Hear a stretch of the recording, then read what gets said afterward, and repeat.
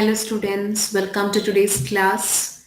So today we are going to our next topic, that is human health and diseases. So we'll first learn what health exactly define.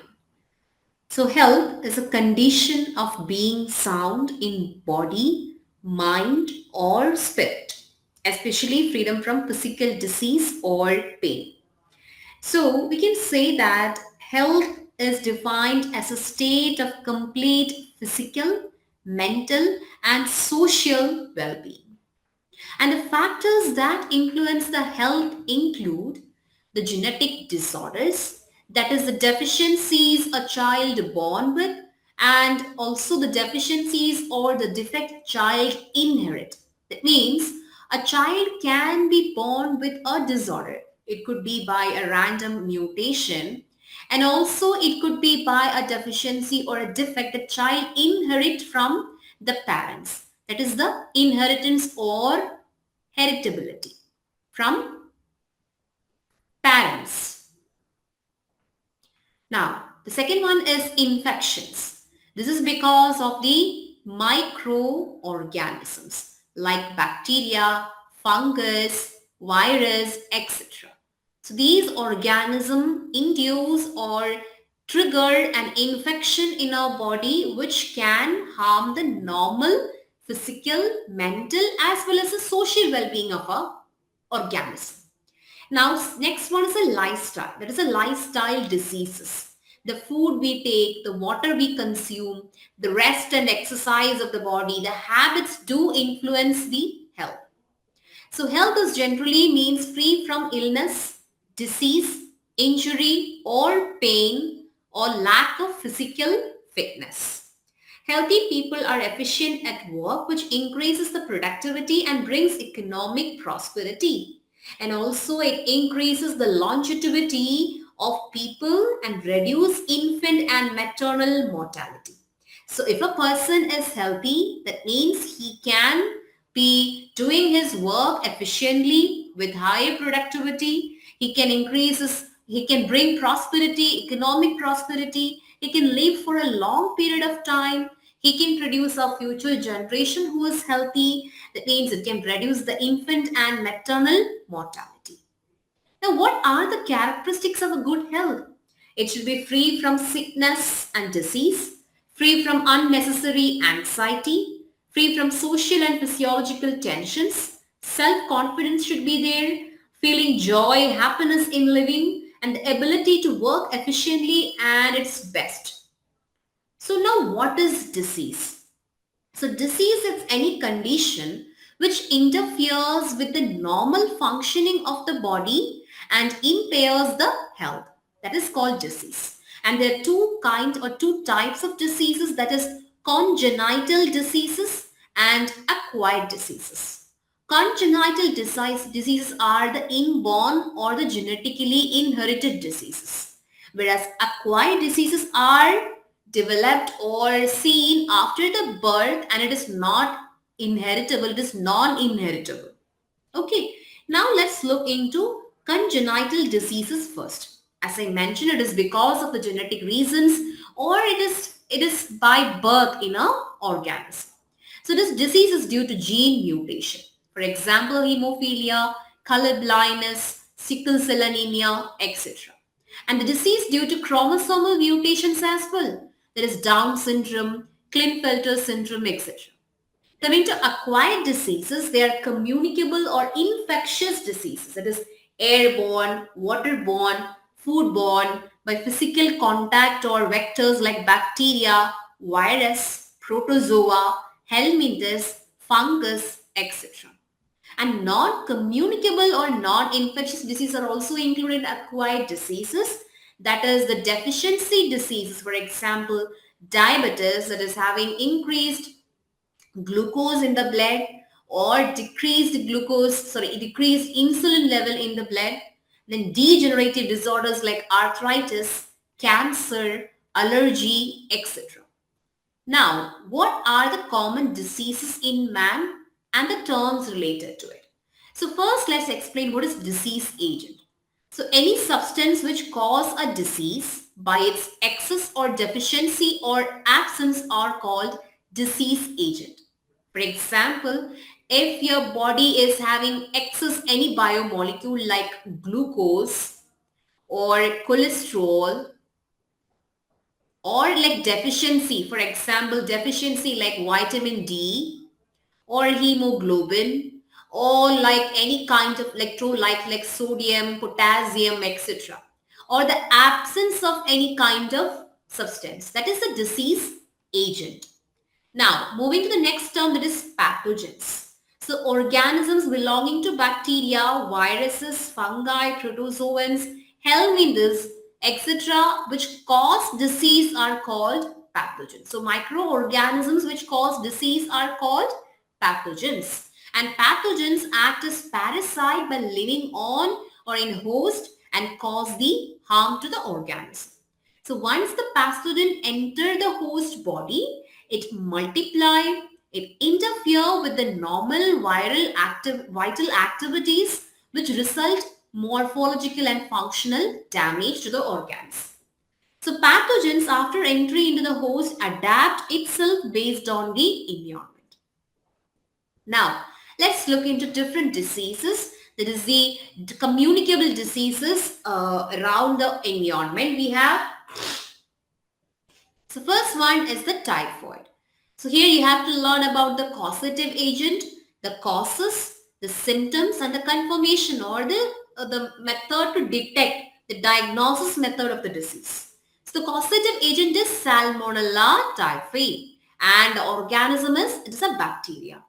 And the epidemiology, it is caused by contaminated food and water which enters the small intestine and migrate to other organs through the blood. The symptoms include fever, weakness, stomach pain, constipation, headache, loss of appetite, and as well as in severe cases, there will be intestinal perforations and even death. The confirmation of the disease is Vidal test. Now, moving to the next one is pneumonia. So pneumonia, the causative agent is Streptococcus pneumoniae and the organism is a bacteria. There is one more organism which causes pneumonia is Haemophilus influenzae. So you can remember it by the term here is pneumoniae in the name of the organism we have and the Streptococcus pneumoniae. As it is Streptococcus, we can connect it to be a bacteria only and Haemophilus influenzae as well. The epidemiology is the inhalation of droplets or aerosols released by an infected person that is a communicable disease. So it is transferred from one person to another and by sharing glasses, utensils with an infected person. Now what are the symptoms? Infection in the respiratory tract and the alveoli will be getting filled with fluid and severe problems in the respiration which includes like symptoms like fever, chills, cough, headache, and severe cases, the lips and fingernails may turn gray to bluish in color, etc. Moving to the third one, that is common cold. Here, the causative agent is rhinovirus. So, it is a viral disorder, common cold. And the epidemiology is the inhalation of droplets of cough or sneeze of an infected person and also the transmission through contaminated objects cause common cold. Symptoms, it infects the nose, respiratory passage but not the lungs. Common cold shows symptoms like nasal congestion and discharge, sore throat, hoarseness, cough, headache, tiredness, etc. And the symptoms usually last for 3 to 7 days. Moving to the next one, that is malaria. Here, this is very important. You have to learn about the causative agent. It is a protozoan, that is Plasmodium vivax or Plasmodium malaria, Plasmodium falciparum. So this falciparum and Plasmodium falciparum is a malignant malaria which may be fatal also. Now coming to epidemiology, it bites the female Anopheles mosquito. That is bite of the it's a bite. This because of the bite of the female Anopheles mosquito. The target organ is RBC, that is red blood cells and the liver. The symptoms include high fever and chill, and the fever occurs on every alternative day, and also they will be accompanied by vomiting. So this is a way, there's a life cycle of the protozoan. So once you get bitten by a mosquito, that is an infected mosquito, so the sporocytes which are present in the mosquito are injected to our body. The sporozoites. The sporozoites reach the liver through the blood. And then the parasites reproduces asexually in liver cells, bursting the cell and releasing into the blood. Now then again the parasites reproduce asexually in the red blood cells, bursting the red blood cells and causing the cycles of fever and other symptoms. Now the released parasites infect the new red blood cells. So now comes a stage of sexual reproduction. There is sexual stages, that is gametocytes are developed in the red blood cells, the female and male gametocytes, and they get taken up by the female mosquito, that is with the blood meal, they just ingest the gametocytes and fertilization and the development takes place in the mosquito's intestine. So here mosquito act as a host here. Here as in this case, the human were the host. Now what happens is that the mature infected stages, that is sporozoites, escape from the intestine and migrate to the mosquito's salivary glands. Now this will be injected to the human. That is when the infected mosquito bites a human, the sporocytes get injected to the human blood and the cycle continues. So we could summarize: the mosquito bite, transfer of sporocytes, sexual reproduction in the liver, the bursting of liver cells, release of sporocytes into the blood. Now again it is infected, the red blood cells get infected, the RBC burst, fever, chill is accompanied by the stage. Now next come the sexual stages. First is the formation of gametocyst. Now this is transferred to female mosquito. Here the fertilization and development takes place. And finally the formation of sporocyte is transferred to the humans. Okay. So this is about malaria. You have to know the detailed life cycle of the parasites, the protozoans, and the transmission of malaria from the organisms. Now moving to the fifth disease, that is amoebiasis or amoebic dysentery. The causative agent is Entamoeba histolytica. It is a protozoan. So here malaria is also caused by protozoan. Common cold is caused by virus. Pneumonia by bacteria. Typhoid is also by bacteria. So you have to remember which microorganism causes the disorders. Moving to the epidemiology, the transmission of parasite from the feces of infected person to the food or food products through houseflies, and they are the mechanical carriers. And also drinking water that is contaminated by the fecal matter are the main source of infection. The target organ is the large intestine. The symptoms include constipation, abdominal pain and cramps, and also stools with excess mucus and blood clots. That is amoebiasis. Moving to the next one, that is ascariasis. So ascariasis is caused by Ascaris lumbricoides, that is roundworm, which is a helminths. Okay. Now epidemiology. It is by consuming contaminated water, vegetables, fruits, etc. And also this contamination takes place through the feces of the infected person which have the egg of parasite.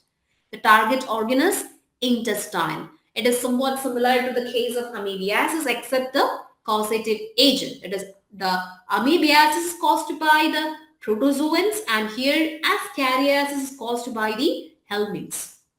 And here the symptoms include internal bleeding of intestine, muscular pain, fever, anemia, blockage of intestinal passage. So this is a diagram of Ascaris adult female and Ascaris adult male. Moving to the next one, elephantiasis or filariasis. The causative organism is Wuchereria bancrofti, and also Wuchereria malayi, which is the filarial worms. They also include in the group helminths. Okay, so the organism is Wuchereria bancrofti. The epidemiology, that is caused by the bite of female mosquito vectors, that is Culex. The target organ is the lymphatic vessels of the lower limbs as well as the genital organs. So the symptoms include the inflammation, which is chronic inflammation of the organs.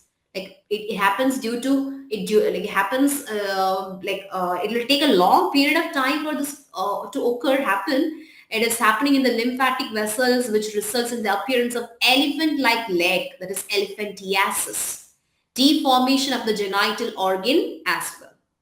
Now moving to the next one, ringworm. And this is caused by fungi. Microsporum, trichophyton, epidermophyton, which is a fungi. And the epidemiology acquired from the soil using towel, clothes, or even comb of infected individuals. Heat and moisture enhances the growth of organism as well. And the target organs are skin, nails, folds of the skin and groin on toes. The symptoms include the appearance of dry, scaly lesions in skin, nails and scalp, lesion accompanied with intense itching as well. So ringworm is always connected to itching. Now, moving to next one, it is a prevention and control of diseases. So infectious diseases can be prevented through maintenance of the personal and public hygiene. So diseases can be grouped as food and waterborne diseases, airborne diseases and vector-borne diseases. Now how to prevent and control food and waterborne disease? It is proper personal hygiene, which includes keeping the body clean, consumption of clean drinking water, food, vegetables, fruits, etc. And also proper public hygiene, which includes proper disposal of waste and excreta, periodic cleaning and disinfection of water reservoirs, etc. The examples include typhoid, amoebiasis, ascariasis, all are food and waterborne diseases. Coming to airborne diseases, which include pneumonia and common cold, you have to avoid close contact with the infected person as well as their belongings. And you have to maintain personal hygiene as well. Moving to vector-borne diseases. You have to control and eliminate the vectors and their breeding places. For example, the mosquitoes which cause malaria, and you have to avoid the stagnation of water in and around the residential areas, regular cleaning of household coolers, use of mosquito nets, etc. And you can also introduce fishes like gambusia in ponds that feed on mosquito larvae. You can spray insecticides in ditches, drainage areas and swamps, etc.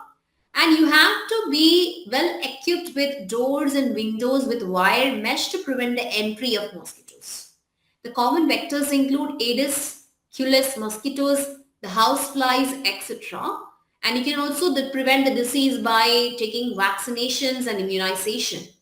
And through biotechnology, we can make available newer and safer vaccines which can prevent the outboard, like the starting of a disease. Now, the discovery of antibiotics and various other drugs have also enabled us to effectively treat the infectious diseases. Now, moving to the another important topic, that is immunity. So overall ability of a host to fight against disease-causing organism is called immunity. The foreign agents could be pathogens or any foreign substance which in turn could cause disease in host. So what is immunity? It means if you are affected by a disorder, a disease, and the body's ability to fight against that disorder, to cure that disorder by yourself, is called the immunity power.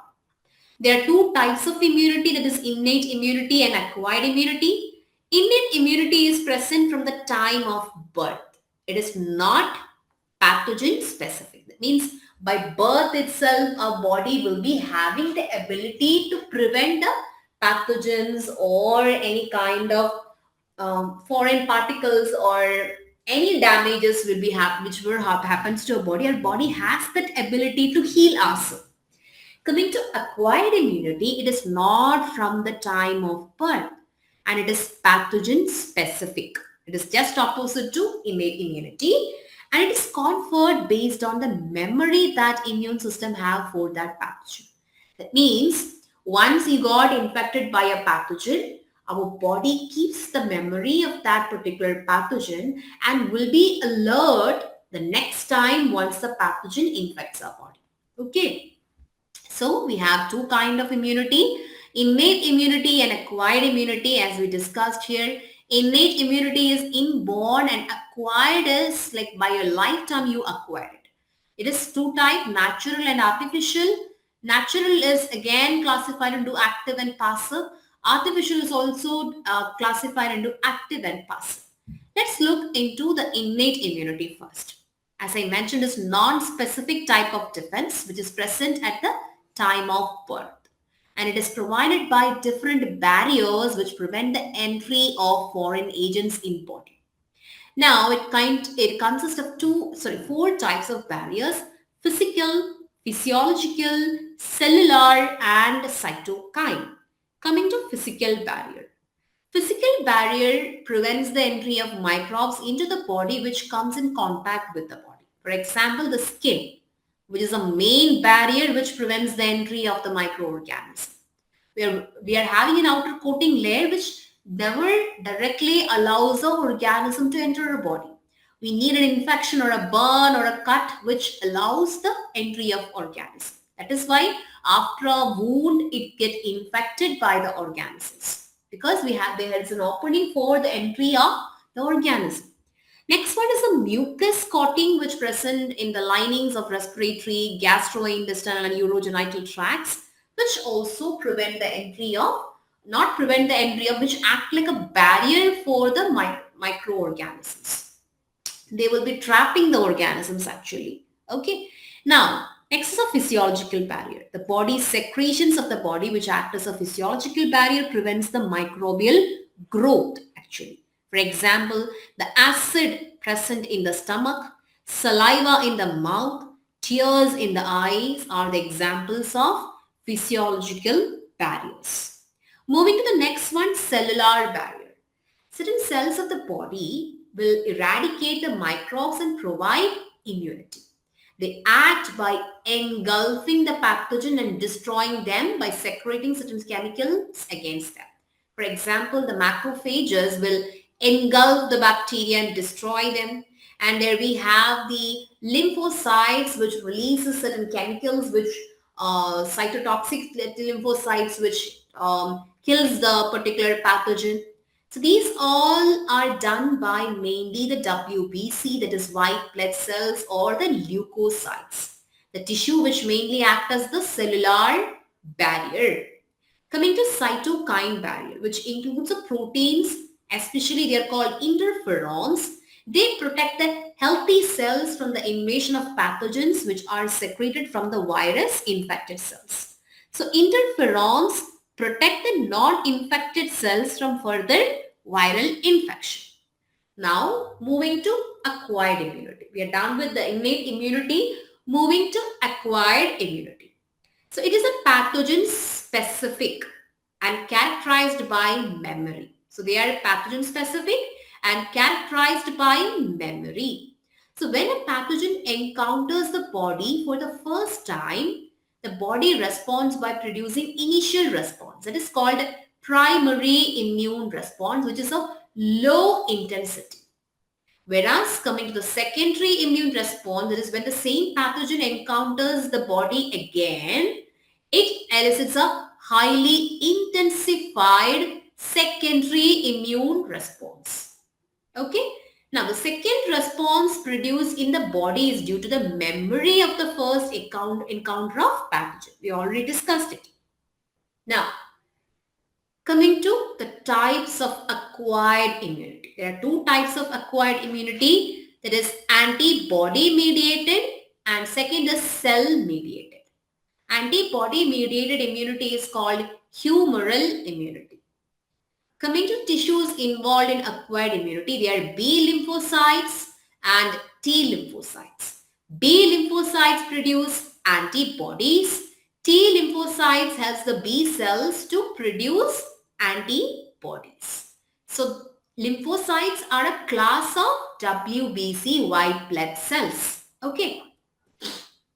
Moving to antibody mediated acquired immunity. That is the type of immunity that is called humoral immunity, where antibodies are produced by the B cells. That is, that lymphocytes, B cells and T cells mediate the process of primary and secondary immune response. We know that. But when a pathogen invades the body, the B lymphocyte identifies that as a foreign substance and responds by producing an army of proteins called the antibodies. And the antibodies are proteins which fight against the pathogen to eradicate them. And here the T lymphocytes helps the B cells to produce antibodies. The antibodies are found in blood, and this immunity response is called humoral immunity response. Moving to antibodies. As I mentioned, they are proteins produced by lymphocytes. So an antibody molecule contains 4 peptide chains. That is, 2 are long chains or like heavy chains and 2 are small and light chains. So this is the light chain, small one, and this is a heavy chain which is a long one.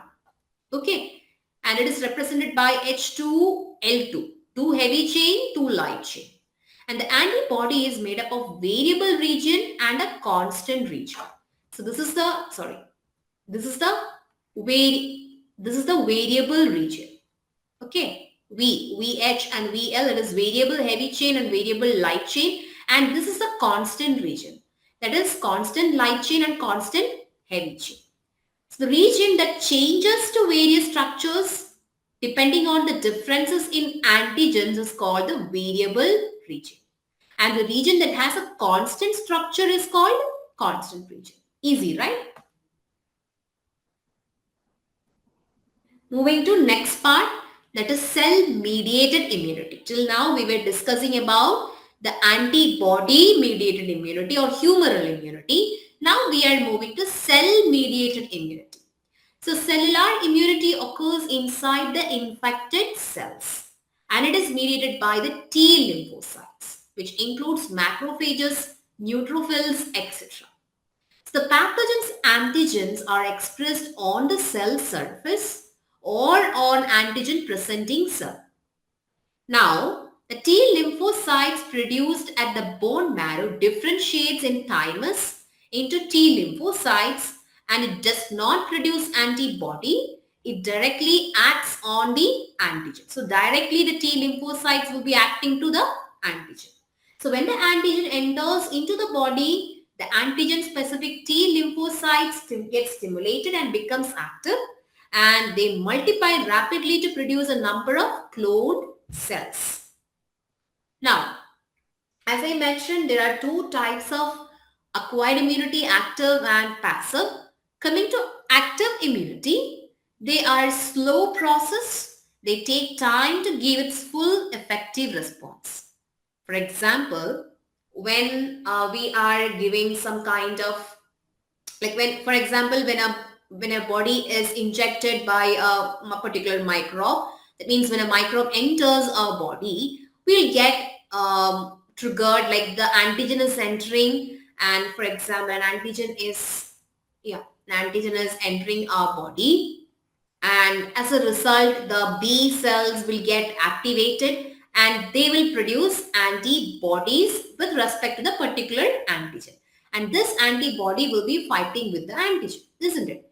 So when in case of active immunity, that is if you're taking an immunization or if you are like knowingly injecting an organism into your body, like a viral vector virus in your body, they will trigger the B cells to produce the particular antibody.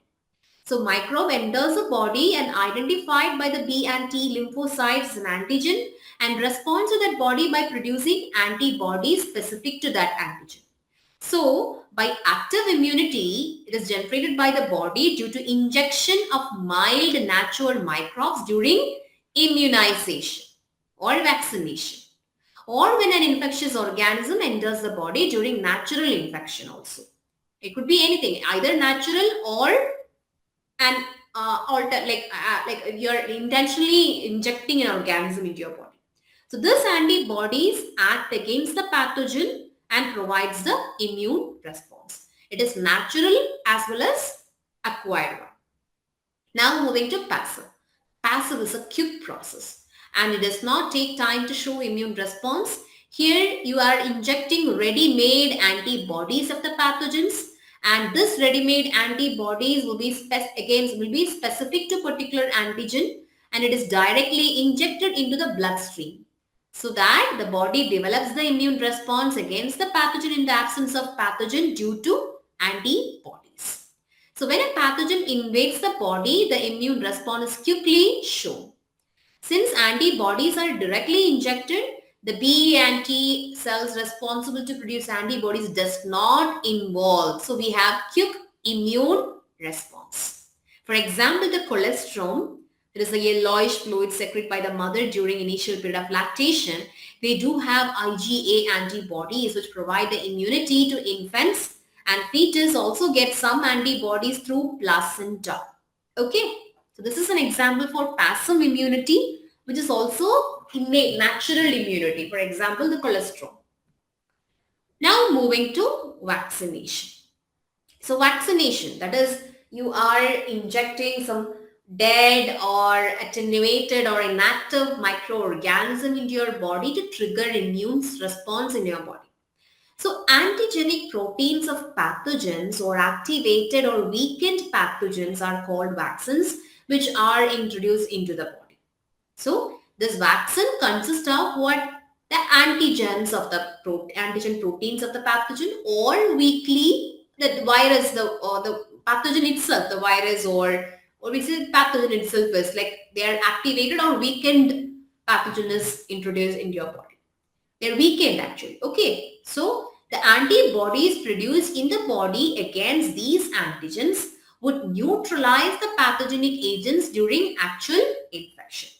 So the vaccines also generate memory, that is B and T cells that recognize the pathogen quickly on subsequent exposure and overwhelm the invaders with a massive production of antibodies. So when you are injecting the vaccine into your body, later on they'll be keeping the memory, and later on when you are injected by a similar kind of pathogen, your body will recognize, pathogen, and your body will recognize that particular antigen, and the B cells will be producing the particular antibody against the particular antigen. Okay. Now, recombinant DNA technology.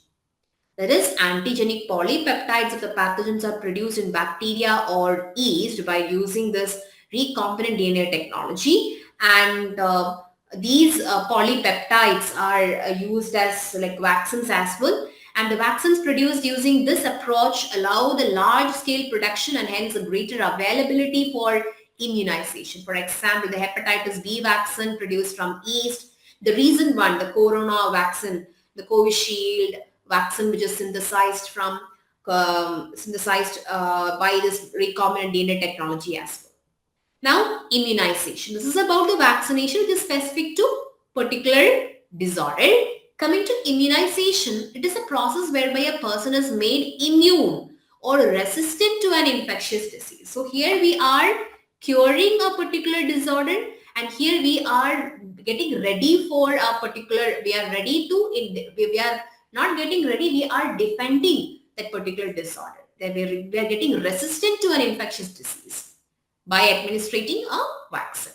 So vaccines stimulate the body's own immune system. So here vaccines are being given to stimulate the body's own immune system to protect the person against a subsequent infection or disease.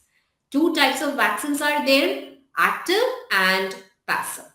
Active, as I mentioned like earlier, active is slow immune response, and it infected from the mild dosage of dead or pre-treated live micro. Example, measles, mumps, rubella, etc. That means the vaccine will be having a weak or dead. The vaccine will be having dead or pre-treated live or dead or live microbes. This will be injected to your body.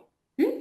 Moving to passive immunization, it is a quick immune response. Active is slow, passive is quick. This is having the direct injection of preformed antibodies. Example, tetanus. So measles, mumps and rubella are having an injection of the microbe, whereas passive, they are having like they are directly entering the antibodies. For example, the tetanus, as well as the antitoxin, a preparation contained antibodies to the toxin. For example, the snake bites. So snake bites, the injection which is given to the patients contain the preformed antibodies against the snake venom. It is a passive immunization. Now moving to allergy. So allergy is also known as hypersensitivity disorder of immune system. Hyper, we are very much sensitive to a particular thing. For example, it could be dust, it could be any kind of organism, it could be any kind of any substance also, like the pollen grains, animal dandruff, etc. So this is a hypersensitivity of the immune system in which exaggerated response of the immune takes place to certain antigens present in the environment. Simply the sneezing, you can just imagine. It is an allergy, right? Sneezing. You are allergic to particular substance. You are sneezing continuously. It is exaggerated sneezing response to the immune, like to a allergen. The substance that induce allergy is called the allergen, like the mites and dust, the pollens, animal dander, etc. So antibodies produced during allergic response is IgE. IgE is the immunoglobulin E is the antibody which is produced during allergic response. Now the symptoms include sneezing, watery eyes, running nose, difficulty in breathing, etc. And itching also, some in skin also you'll get allergy, like itching will be having, redness will be having. So during allergic response, various chemicals are released like histamine, serotonin from the mast cells. So this is very important, just remember this point. So the mast cells will be releasing certain substances like histamine and serotonin which cause this allergic response.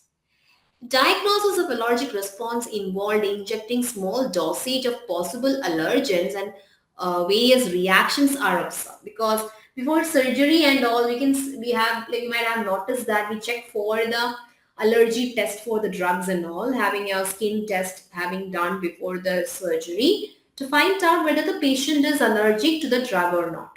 Hmm? Moving to the next part, that is autoimmunity. Autoimmunity is the failure of an organism to recognizing its own constituent parts as a self, thus leading to an immune response against its own cells and tissue. That means we are showing immunity towards, or we are defending our own cell reactions. So higher vertebrates evolved and developed its ability to differentiate foreign organisms, that is pathogens or molecules, from cells. Sometimes due to genetic or other unknown reasons, body attack the cell. That is a correct example, the body attacking the cells. That is autoimmune diseases. Example is rheumatoid arthritis, which is an autoimmune disease. Now moving to the immune system in the body. So we have our own immune system, which is having the biological structures and processes within the organism that protect our body against the diseases, and also help to identify self from non-self and remembers them, that to prevent the autoimmunity. So the structures associated with the immune system includes lymphoid organs, tissues and cells, and antibodies. So immune system is unique as it recognizes foreign antigens and respond to these and remembers them. That is, they keeps the memory. What is the function? The important role in allergic reactions, autoimmune diseases and organ transplantation. Now, moving to lymphoid organs, we have primary lymphoid organs as well as secondary lymphoid organs. Now, moving to the next disorder, that is a disease condition, AIDS, acquired immunodeficiency syndrome, AIDS, AIDS, which is caused due to the deficiency of the immune system. So, AIDS affect the immune system. This disease is acquired during the lifetime of an individual, indicating that it is not a congenital disease. So, this is acquired during the lifetime, and this is any time you could get this. You could infect it, not infected exactly. It is not a congenital disease. Anytime you could get this disorder. So this was first reported in 1981, and last 25 years, 25 million persons were killed because it is affecting the immune system. The person will lost his immunity. The causative organism is the HIV virus. It is retrovirus. So RNA virus having RNA genome enclosed by protein code, that is retrovirus. So what is the genetic material of retrovirus? RNA. So the virus causing AIDS is HIV.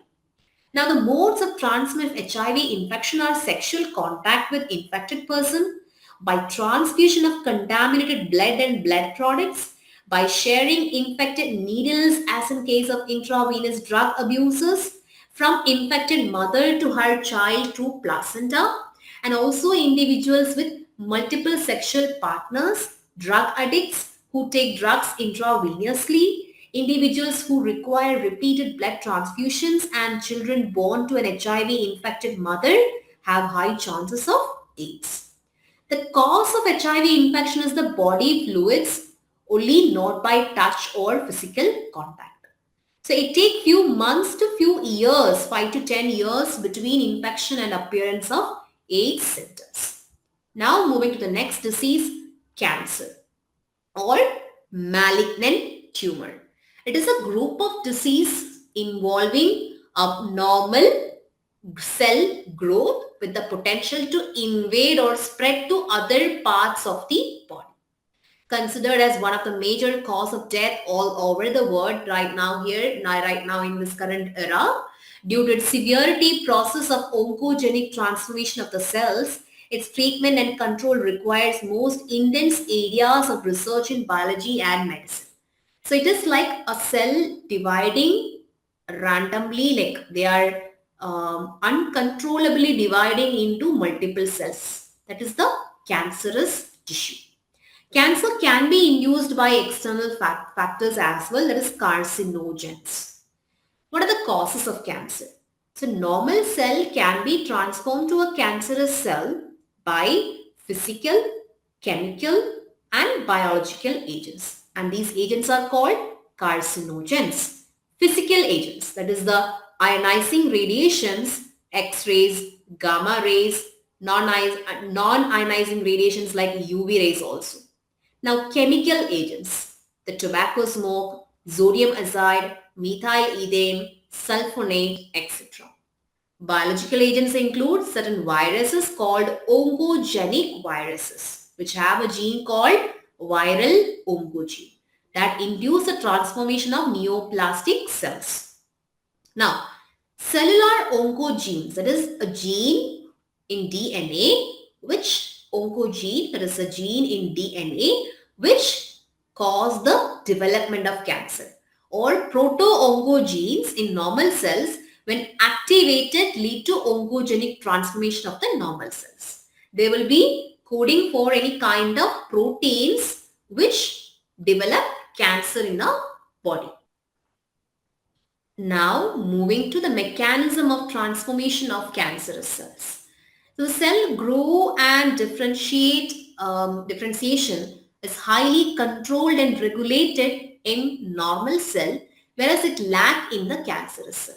The normal cells show a property called contact inhibition.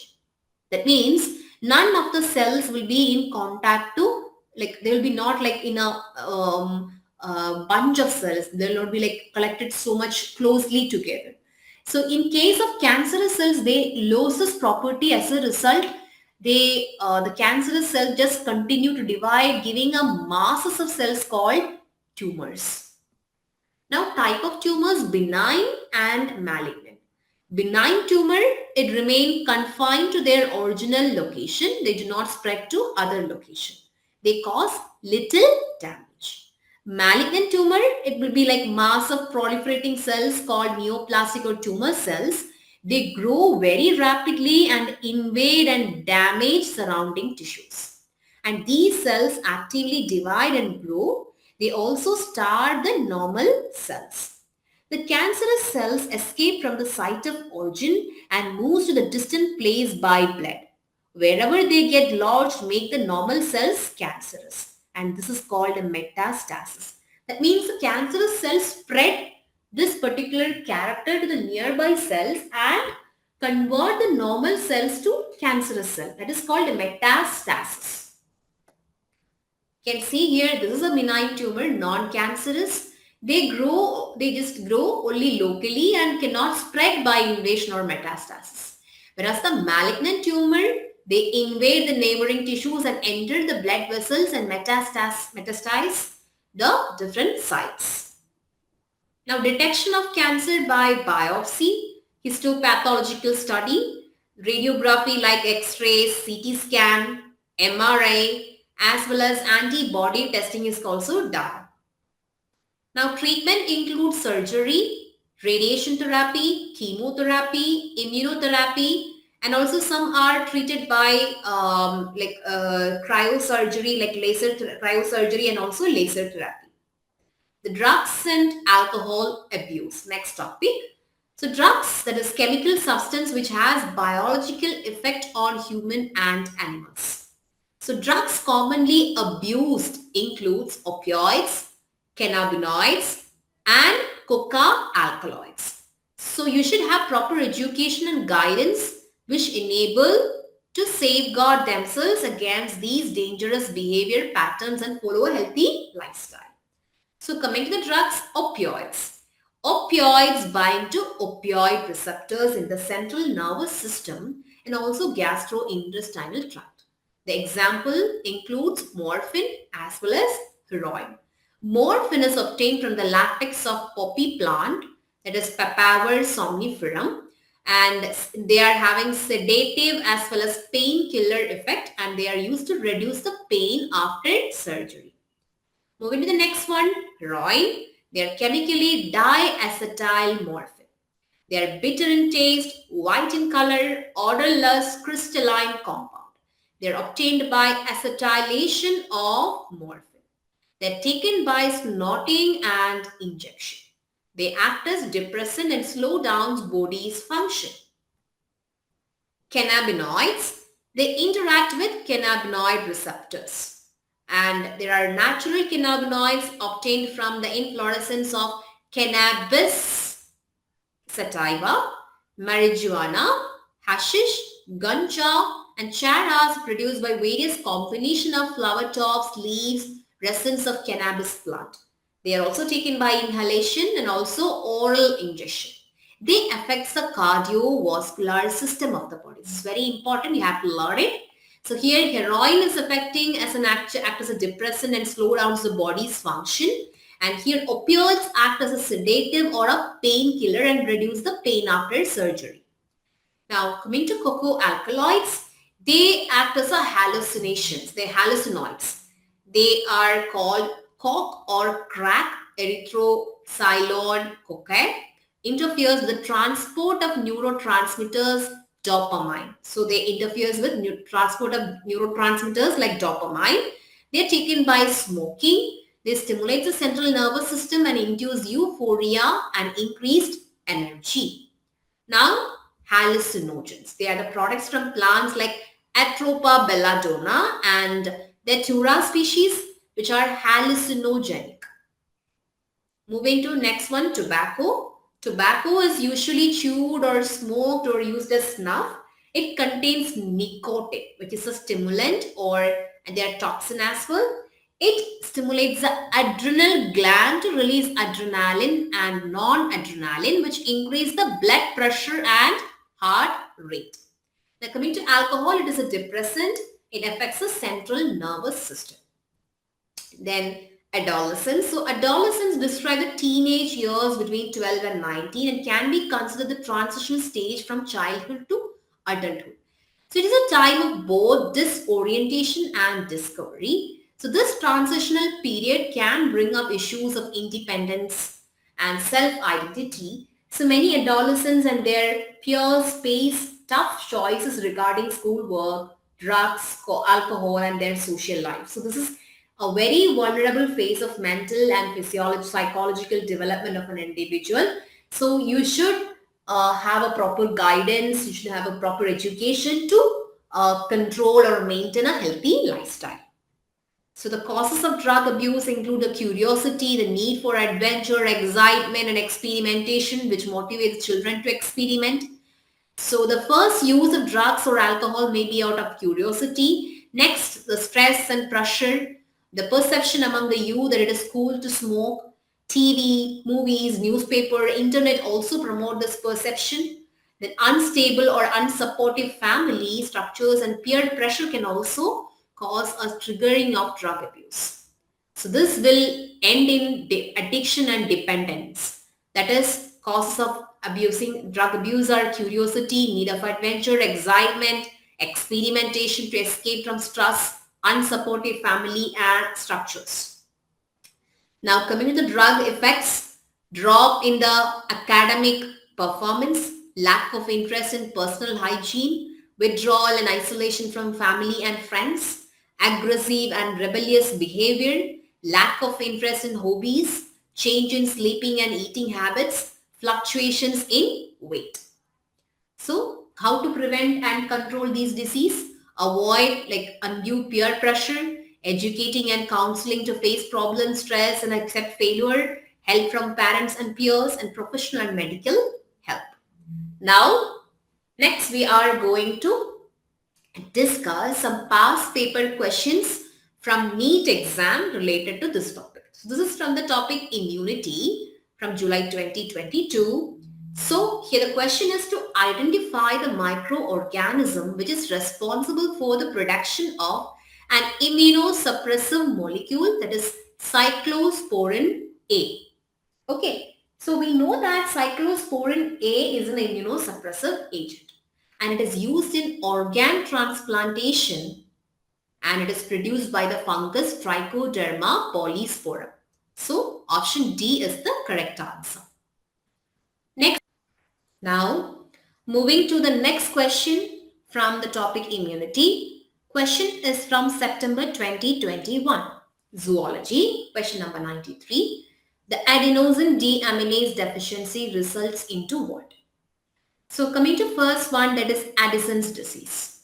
So this is because of the insufficient secretion of hormones by the adrenal cortex, which leads to Addison's disease. So A is incorrect. B, dysfunction of immune system. Yes, this is true.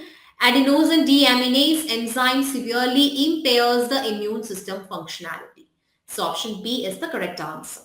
Option C, Parkinson's disease, which is because of the degeneration of the central nervous system over time. So option C is also incorrect. Option D, digestive disorder. So in case of digestive disorder, it will be affecting the gastrointestinal tract and its related glands. So option D is also incorrect. The answer is option B. Moving to next question from drug and alcohol abuse. Now moving to the next question from drugs and abuse topic. So you have to identify the incorrect pair from the given options. Option A, drugs, resin. So resin is a toxin derived from the resinous plant. So it is not a drug, it is a toxin. So option A is the correct answer. It is an incorrect pair. Whereas alkaloids are like codeine is an alkaloid. So option B is incorrect. Abrin is a toxin. That is also incorrect. Concanavalin is also a lectin. So it is also incorrect. So option A is the correct answer. Now, moving to the next question from common disease in humans. Um, from July 2022, question number 170, you have two statements given here. So, first statement is that autoimmune disorder is a condition where the body defense mechanism recognizes its own cells as foreign bodies. This is true, right? So, statement 1 is correct. Coming to statement 2, rheumatoid arthritis, it is an autoimmune disorder, is a condition where the body does not attack cell cells. This is incorrect. It is an autoimmune disorder by it attacks the cells in the synovial membrane. It is an autoimmune disorder. So the second statement is incorrect. So B is the correct answer. Statement 1 is correct. 2 is incorrect. So in this question, you have been given two statements. You have to find out which among the following is true and which among the following is false. First one, RNA mutates at a faster rate. This is true.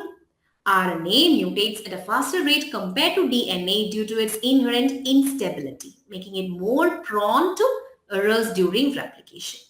The second statement is virus having RNA genome like retrovirus and shorter lifespan mutate and evolve faster. This is also true. So option, that is the two statements are true. So option B is the correct answer.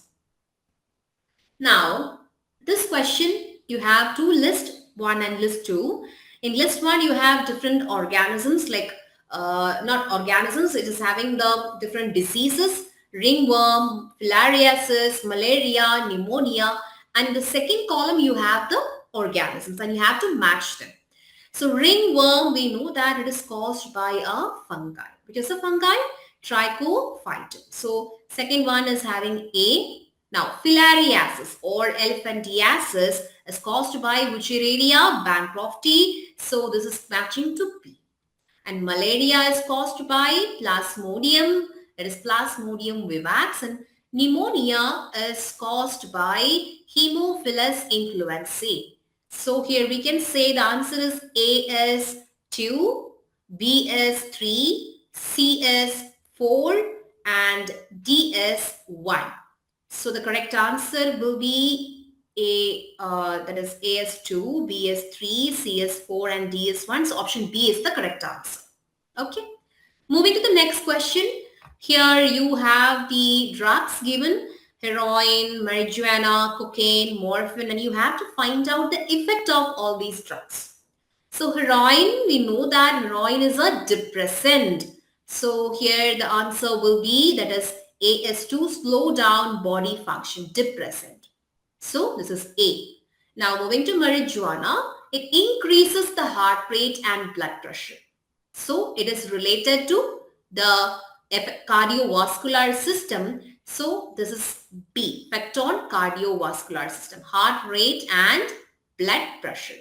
Moving to cocaine, cocaine disturbs the dopamine transport, leading to its accumulation in the synapses, and so that means it interferes with the transport of dopamine. It's the direct answer, so C.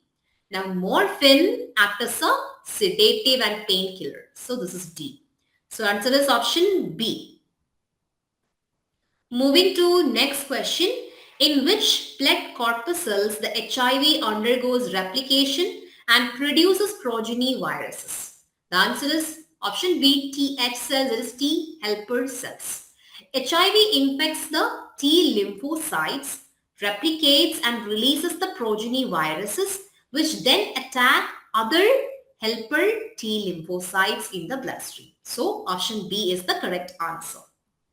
Next question, which one of the following technique does not serve the purpose of early diagnosis of a disease for early treatment?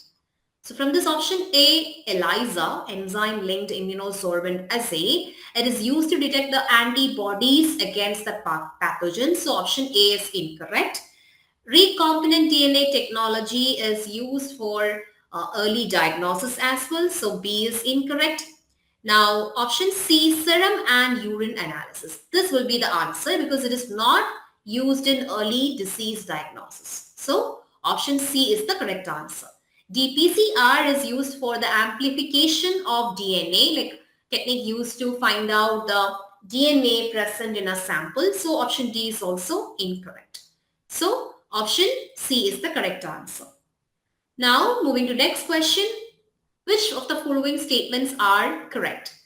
First one, basophils are most abundant cell of total WBC, white blood cells. This is incorrect because most abundant is neutrophils, 60 to 65%. The least abundant is basophils actually. So option A is incorrect. Option B, basophils secrete histamine, serotonin and heparin. This is true. And C, basophils are involved in inflammatory response. This is also true. Option D, basophils have kidney-shaped nucleus. This is incorrect. They have S-shaped nucleus. E, basophils are at granulocytes. This is also incorrect because neutrophils, eosinophils and basophils are distinctive type of granulocytes, not agranulocytes. So here the answer is option D, which says B and C is the correct answer. Yeah, so here I can't write it over here. Anyway, D is the correct answer. Okay. Moving to the next question. Here you have 4 different disorders, diseases, and you have the organism which cause it. You have to match them. So coming to typhoid, we know that it is caused by bacteria. And leishmaniasis, it is caused by the protozoa. Okay. Now ringworm is caused by fungus. So C. And finally, filariasis or elephantiasis caused by the nematode. So the correct answer is option D. Moving to next question. Here again you have the drugs in one column and the effect in the next column. Cocaine. So cocaine is derived from erythroxylum coca and acts as a stimulant on the central nervous system causing euphoria and increased energy. So here A can be connected to, that is third one, erythroxylum. Okay, erythroxylum coca. Now heroin. Heroin is a synthetic derivative of morphine which is extracted from opium poppy, that is Papaver somniferum. So here we have Papaver somniferum, so we can connect it with that B. Now morphine. So morphine is an opioid analgesic, that is painkiller from Papaver somniferum. So we can connect it with that also in that, but we'll look into it. And it is used for pain relief and as a sedative in surgeries. Okay, so here we have effective sedative in surgery. So we can connect it with that C. C is 1. Okay, now finally marijuana. Marijuana is derived from cannabis sativa, which has a hallucinogenic properties and it impacts the cardiovascular system by altering the heart rate and blood pressure. So we can connect it with cannabis sativa. That is option D. So here the answer is option B. Moving to the next one, here we have again the disease, no, not only diseases, we have common cold, allergy, Vidal test, hemozoin, etc. And you can match the following. Common cold is caused by rhinovirus. So we can match it with that. Now hemozoin is a byproduct of digestion of hemoglobin by Plasmodium parasite. So here we have the Plasmodium. Now next one is Vidal test. Yeah, we learned it, right? The typhoid test detects the antibodies against the Salmonella typhi. So this typhoid, C. Now, next is allergy, that is dust mites directly connected. So here the answer is option A, AS3, BS1 and yeah, correct. Now, moving to the next part, that is you have given the chromosomal disorders here and the changes in the chromosomes also given. So you have to match it. So we know that Down syndrome is 21, this affects the 25th trisomy of 21st chromosome, like 3 chromosome in the 21 chromosome. We have 3 pairs. So that is 21st chromosome. So this is A. And alpha thalassemia is associated with the deletions or mutations in the HbA1 and HbA1-2 genes on chromosome 16. Okay, so this is matching. Now, beta thalassemia is just like mutations in the HBB gene located on chromosome 11. So this is C. Klinefelter syndrome, we know that it is XXY chromosome, 47th chromosome, that is XXY. Extra X chromosome is there, that is option D. So correct answer is option A. Moving to next question, you have two statements. First is bone marrow is the main lymphoid organ where all blood cells including lymphocytes are produced. Okay, this statement is correct. Now coming to second statement, both bone marrow and thymus provide microenvironments for the development and maturation of T lymphocytes. This is also true. So option C is the correct answer. Both the statements are correct. Now moving to the next question. Here we have two columns. First is B lymphocytes, and we know that they are the army of proteins in response to pathogens in our blood to fight with them, and they produce antibodies. So we can connect it with the production of army of proteins in response to pathogens, that is A. Now interferons, they are the chemicals, right? Chemicals released, and they are like belonging to the cytokine barrier of the innate immunity. So that is B. Now T lymphocytes is the cell mediated immunity. So it is C. And colostrum, it is the example for passive immunity. So option C is the correct answer. So we have completed all the questions we have prepared for today. So this is an end to our class. So hope you understood the class well. Thank you for the class.